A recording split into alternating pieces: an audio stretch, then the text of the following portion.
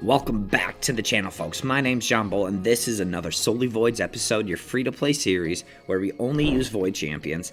And I have huge news. We finally did it. No freeze, no counterattack, no Gnut. We finally beat Fireknight Hard 10. And it is a relief off my back to know that we at least have a team that can actually beat that mission so that we have a chance to get Marius. Now, that's beyond the point that we are going to have to beat Amius next, but that doesn't matter. We can just enjoy what we have here. We finally got our first clear, and we tried a whole bunch of stuff, and thank God for the free gear removal because I've been muling gear around like a madman, but I think we have a strategy that will be at least reliable enough for us to do what we have to do. So we're going to look at some of the comps that I tried, and then we'll get to the actual one, and we'll see them in action. So it's probably a little tough to see. No, it's pretty good, but we did have our first clear. We did it in 93 turns, and we had 3 minute and 37 time run, which is kind of crazy. So as most of you have seen at the beginning, we tried a comp exactly like this, and we didn't deviate too far from it, but we utilized a Necret because he not only protected Cold Heart, but also he provided a lot of shielding and a triple hitter himself. The problem is that once that ally protection would fall off of Cold Heart, he would never put it back on her. He would put it on everybody else, and that would cause a big issue within the run because Cold Heart's HP would get destroyed to the point where if she took any hit at all, she would die. So we tried emergency heal to try to recover some of that destroyed max HP, and that didn't work. So we officially decided to move off of him completely. Do you want to follow along with your own raid journey? Well, here is the start for you. Click the link in the description to get a free Karato, as well as the epics Anax, Uugo, and Mausoleum Mage. Here's what you need to do. Log out of Plarium and Play on PC and uninstall. Click the link in the description and register with a brand new email. Launch raid and complete the tutorial, and then go into your inbox and claim your first champion. Click the link in the description now before it expires. Then we tried a team a little bit like this. The problem is that this team would go a little bit faster with a higher speed lead, but we would just never be able to break the shield. And then, like I said, we didn't deviate too much, but we did come to this team, and this is the team that beat the Fireknight Hard 10, and I'm hoping when we run a run again in a little bit here that it beats it again. So in this team, we are rocking Togrin, Incensa, Queen of Hearts, Mithrala, and Cold Heart. So within the teams, we have Queen of Hearts, doubles, or in a speed set, feral set, perception, pinpoint. This is the same build that I rebuilt her on the other day. Togrin in guardian, protection, pinpoint, just to get as much speed as possible. Mithrala, triple perception, feral, and then 2-piece pinpoint. Incensa is in 2-piece feral, relentless, a 1-piece protection piece, and then 2-piece pinpoint.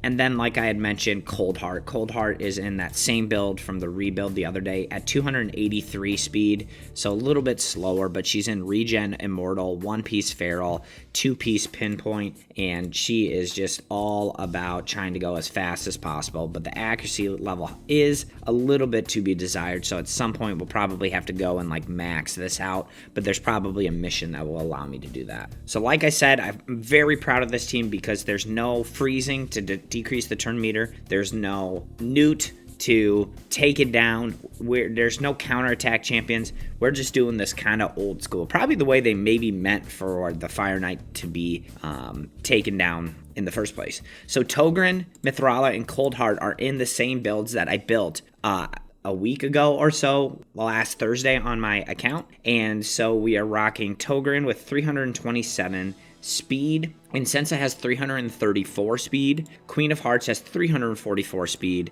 Mithrala 343, and then Cold Heart 303. So this is a crazy fast team. I had to re-gear all of my champions to give them like the best comps that I possibly can. And so basically here is the concept. We clear the waves kind of however we want, but on round 3, we're opening up with an A1 from Togrin. Incensa, we're going to open up with her A2, and whoever she puts it on is fine, because all that does is that is going to make the the Fireknight weak hit, and so then that will allow Togren actually to take the bulk of the first hit from his Bulwark and Guardian set without dying. Because in the previous one, Nekret was also in Bulwark, so that was soaking up some of the damage additionally. Queen of Hearts is just going to open up with the A1, but then second is going to use the Queenly command. We're opening up with the shield. Now the shield and the strengthen is just getting this out there so that first hit, we're going to take it like a boss and not die. Cold Heart is going to use her A1 to be able to just started off. We don't want her using the Heartseeker, but in this comp we're utilizing, and since it's A1, which ally attacks with the champion with the highest crit damage so much that we can actually use the Heartseeker, and that has actually been the key, is that we have been able to use Heartseeker, which is allowing a big chunk of damage, and so the run is a lot faster, where in the other ones we were just trying to tank everything to the point where Cold Heart had no HP to survive. So additionally, not only did we get Cold Heart in a big tanky build with a ton of HP, we also ended up putting the Cat's Gaze on her that we have, and this is ignoring 10% of the target's defense when attacking enemies with a higher max HP, and this is also really critical because then her A1 is actually doing some significant damage. We did leave that where the wearer's critical hits destroys 1% of the max HP per each hit. We did include that because I feel like it just decreases the health and it gives us a little bit of an extra shot. Okay, so we're going to make sure that we're selected. We're going to roll in here before the maintenance goes up, and we're going to see what a fight looks like. Surprisingly, we get through the waves relatively fast because Insensa just going and constantly attacking with her A1 and Cold Heart with the Cat's Gaze now actually just kind of gets right through them in pretty good time and speed. So the waves are not too much of an issue. We just let them do whatever they want on this one. And then on this one, you know, we have Mithrala's shield and cleansed off. We have Insensa's A2 turned off, and Cold Heart's, I think her A3 might be turned off. I'm not 100% sure. The ally attack is also turned off. But like I said, we're about to get through here in actually the fastest time. All right, so once we get to the boss, it's all about two things. Surviving the first hit, which hopefully we're about to do right now, which we do. And then from there, it's all about breaking the shield. We're doing that through ally attacking from the Queen of Hearts, but then additionally Insensa, her A1, which all her other abilities are turned off, is going to bring Cold Heart into the fight. And then as you can see, it allows her to put the heal reduction on more consistently. And then additionally, what that is going to do also is that is going to allow her to utilize her Heartseeker, which is going to really decrease the time of the runs a lot. This is far from 100%. I've already ran this a couple times and it failed. One time we had Togren died right off the bat. But it's important to note that this doesn't have to be a 100% team. It just has to be a team that is capable of beating it occasionally, which is going to allow us just to beat that Marius mission. There's nothing saying that we have to farm this stage. So I think we're actually going to see a Cold Heart max HP nuke, which is great. And then additionally, that Cat's Gaze is allowing Cold Heart's A1 to do significantly more damage. You can see right there the ally protection from Togren plus the shield from Mithrala. It really, really mitigates the defense. I don't know if it's a bug or what it is, but those things together absolutely just nerfs the amount of damage that we're taking it. So this seems to be a pretty solid run here so far, but it can fall apart real fast.